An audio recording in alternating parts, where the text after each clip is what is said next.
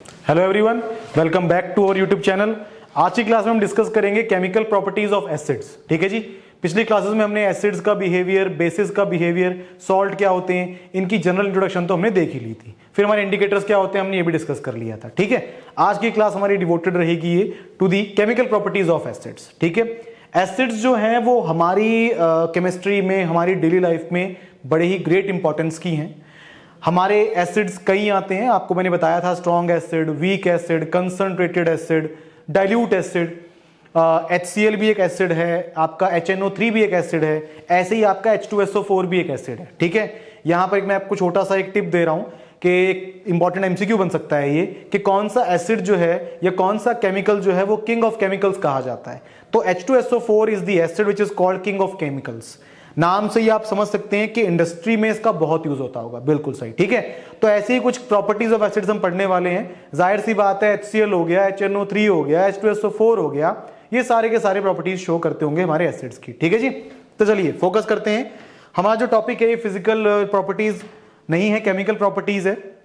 हम physical properties भी discuss कर लेते हैं थोड़ी बहुत इन दी वेरी स्टार्टिंग, कि जी फिजिकल प्रॉपर्टी एसिड की क्या होती है, कि आपका जो एसिड होता है वो क्या होता है, it is very sour in taste, खट्टा होता है टेस्ट में वो। ठीक है। हाईली कोरोसिव होता है वो आपका। ठीक है। ये उसकी फिजिकल प्रॉपर्टी है। ब्लू लिटमस को वो रेड में कन्वर्ट कर देता है। ठीक है। चलिए अब बात करते हैं इसकी केमिकल प्रॉपर्टीज के बारे में। सबसे पहली केमिकल प्रॉपर्टी क्या है, एसिड और मेटल का रिएक्शन। जब भी एसिड और मेटल आपस में रिएक्ट करेंगे तो सॉल्ट बनेगा और साथ में आपका क्या बनेगा, हाइड्रोजन गैस बनेगी। ठीक है। इसका प्रैक्टिकल एप्लीकेशन भी है हमारी लाइफ में। हम कभी भी कर्ड को, लेमन जूस को, विनेगर को, या कोई भी ऐसी सब्जी जिसमें टमाटर वगैरह ज्यादा यूज हुआ हो, खट्टी सब्जी जिसमें खट्टापन ज्यादा हो, जिसका टेस्ट खट्टा हो, उसको हम क्या करते हैं, मेटेलिक कंटेनर्स में स्टोर नहीं करते। हमारा जो अचार होता है, ठीक है, पिकल जो होता है हमारा, उसको भी आपने नोट किया होगा कि जनरली हम ग्लास की बॉटल्स में रखते हैं उसको, अभी कभी मेटेलिक कंटेनर में नहीं रखते। यहां तक कि हम उसमें चम्मच भी नहीं छोड़ते, अपना स्पून भी नहीं छोड़ते। अगर आप स्पून छोड़ देते हैं तो मेरे साथ ही मेरा पर्सनल एक्सपीरियंस है कि एक बार गलती से मुझसे स्पून जो है वो उस कंटेनर के अंदर छूट गया था, पिकल के कंटेनर के अंदर। तो मैंने 1-2 दिन बाद जब वो बाहर निकाला तो वो खराब हो चुका था, क्योंकि एसिड्स जो है वो मेटल के साथ क्या कर जाती हैं, रिएक्ट। आपके जो पिकल होते हैं उनके अंदर भी क्या होता है, वो खट्टे होते हैं टेस्ट में, तो उनके अंदर क्या होती है, आपकी एसिड होती है। ठीक है। रिएक्शन क्या होता है, हम एग्जांपल लेते हैं जिंक और H2SO4 का।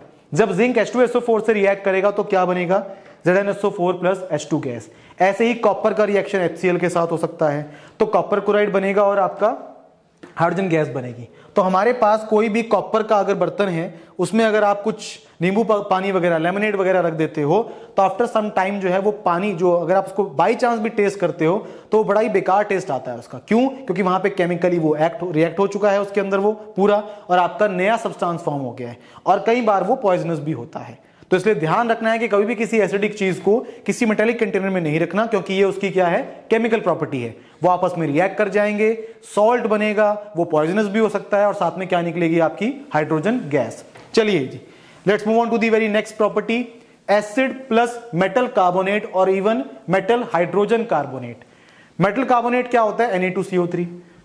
मेटल हाइड्रोजन कार्बोनेट क्या होता है, NaHCO3, या फिर आप इसको मेटल बाइकार्बोनेट भी बोल सकते हो, NaHCO3 को। ठीक है जी।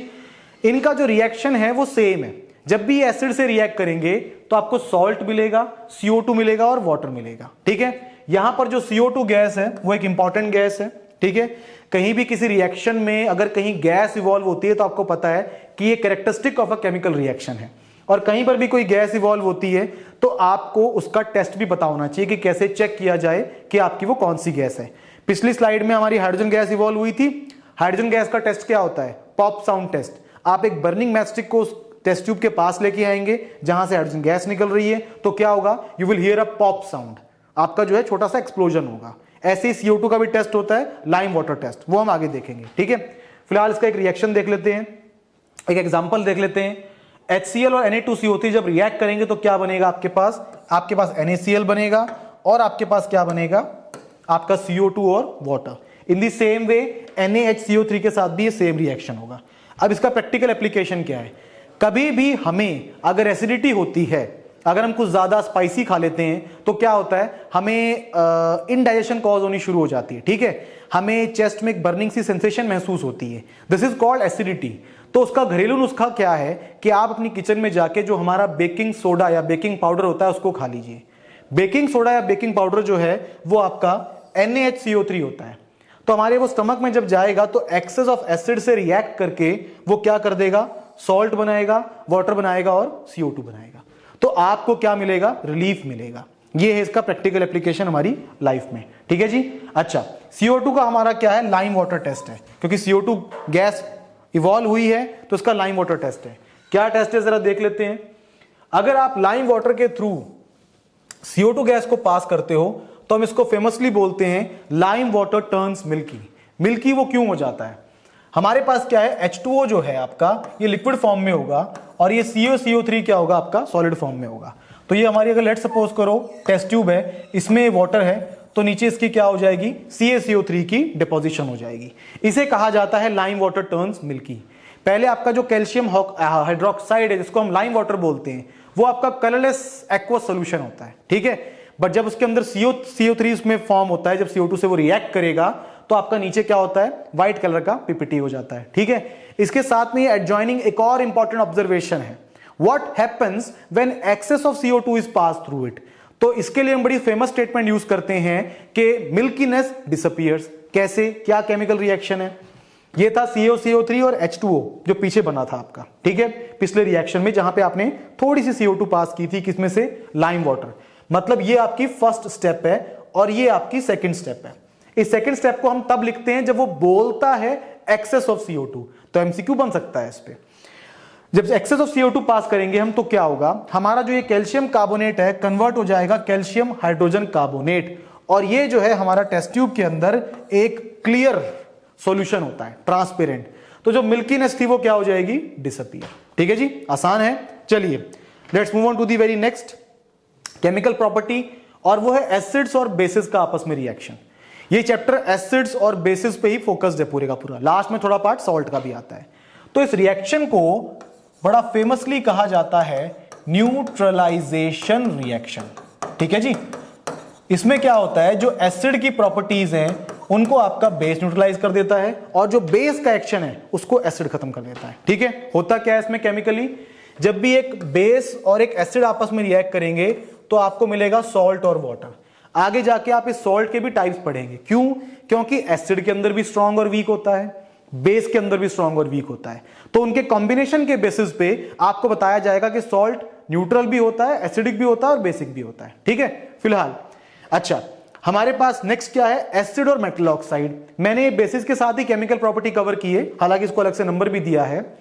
हमारी जो ऑक्साइड्स होती हैं, हमारे जो एलिमेंट्स होते हैं, ठीक है, एलिमेंट्स आपके दो कैटेगरीज में होते हैं जनरली, या तो मेटल्स होंगे या फिर वो क्या होंगे, नॉन मेटल्स होंगे। अब अगर आप उनको ऑक्सीजन से रिएक्ट कराते हो तो इनकी ऑक्साइड्स बनती हैं, मेटेलिक ऑक्साइड और नॉन मेटेलिक ऑक्साइड।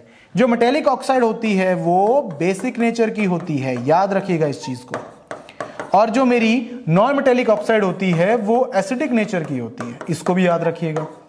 अब आपके पास एसिड तो है ही, अब एसिड को आप एसिडिक ऑक्साइड से तो रिएक्ट कराने से रहे, आप उसको किससे रिएक्ट कराओगे, बेस से। बेसिक ऑक्साइड बिल्कुल बेस की तरह बिहेव करेगी और आपको क्या मिलेगा, सॉल्ट और साथ में वाटर। तो आप देख सकते हैं दोनों ही रिएक्शन में जो प्रोडक्ट्स हैं वो क्या है, हमारे सेम है।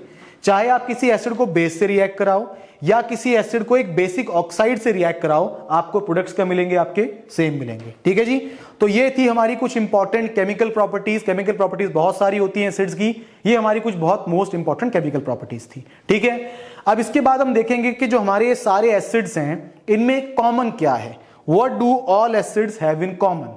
तो देखिए जी, एसिड जो है मैंने आपको बताया था कि एसिड की तरह बिहेव तब करेगा जब उसमें वाटर डलेगा। क्यों, क्योंकि तब क्या होगी, उसके अंदर आयोनाइजेशन होगी। आयोनाइजेशन होने से क्या होगा, आपको भरपूर मात्रा में H+ आयंस मिलेंगे। ठीक है जी, ये H+ आयन फर्दर वाटर के साथ कंबाइन होके एक कोऑर्डिनेट बॉन्ड बनाएंगे and they will form hydronium ion H3O+। ये भी आपको करवाया गया है पिछली क्लासेस में। तो सारे एसिड्स में एक तो ये आयंस कॉमन होते हैं, दूसरा क्योंकि इसमें वाटर डालने से आयोनाइजेशन हो जाती है तो ये क्या करते हैं, कंडक्शन ऑफ करंट करते हैं। वैसे मेरे जो ये एसिड्स हैं ये मेरे कोवेलेंट कंपाउंड हैं, कोवेलेंट में भी ये स्पेशल कैटेगरी में आते हैं, पोलर कोवेलेंट। बट जो ये पोलर कोवलेंट कंपाउंड हैं ये हमारे वाटर में डालने से आयोनाइज हो जाते हैं, इनमें आयंस बन जाते हैं। So this is the common property in all the acids, चाहे वो स्ट्रांग हो, चाहे वो वीक हो, चाहे वो आपका कंसंट्रेटेड हो, चाहे वो आपका डाइल्यूट हो, सारे के सारे एसिड्स पानी में डलते ही आयोनाइज होंगे, उसमें H+ आयन निकलेगा, वाटर के साथ कंबाइन होकर जो H3O पॉजिटिव बनाएगा, और आयोनाइजेशन होने से ये इलेक्ट्रिकली क्या हो जाएंगे, कंडक्टिव। अब जी आपके इसको आपकी एनसीईआरटी में और रेफरेंस बुक में एक्टिविटी के थ्रू इसको प्रूव भी किया गया है कि हम एक टम्बलर लेते हैं, उसमें पानी और एसिड डालते हैं, 2 इलेक्ट्रोड्स डालते हैं, करंट सप्लाई करते हैं और बल्ब ग्लो करता है। एट द सेम टाइम अगर आप ग्लूकोज को लो, ग्लूकोज भी एक आपका क्या है, एक कोवेलेंट कंपाउंड है और हाइड्रोजन उसमें बहुत सारा होता है। फॉर्मूला क्या होता है ग्लूकोज का, C6H12O6। तो आप देख सकते हैं हाइड्रोजन के 12 एटम्स हैं। एट द सेम टाइम इसको हम पानी में डालते हैं, इलेक्ट्रोड्स इंसर्ट करते हैं, बल्ब को देखते हैं, बल्ब नहीं ग्लो करता। क्यों नहीं ग्लो करता? क्योंकि ये कोवेलेंट कंपाउंड तो है बट ये आयोनाइज नहीं होता। तो ऐसे मेरे एसिड्स बाकी कोवेलेंट कंपाउंड से क्या हो जाते हैं, अलग हो जाते हैं। ठीक है जी, तो ये थे हमारे एसिड्स, उनकी केमिकल प्रॉपर्टीज और इन सभी एसिड्स में कॉमन क्या होता है। ठीक है जी, आई होप आपको ये क्लास पसंद आई होगी। मिलते हैं ब्रेक के बाद।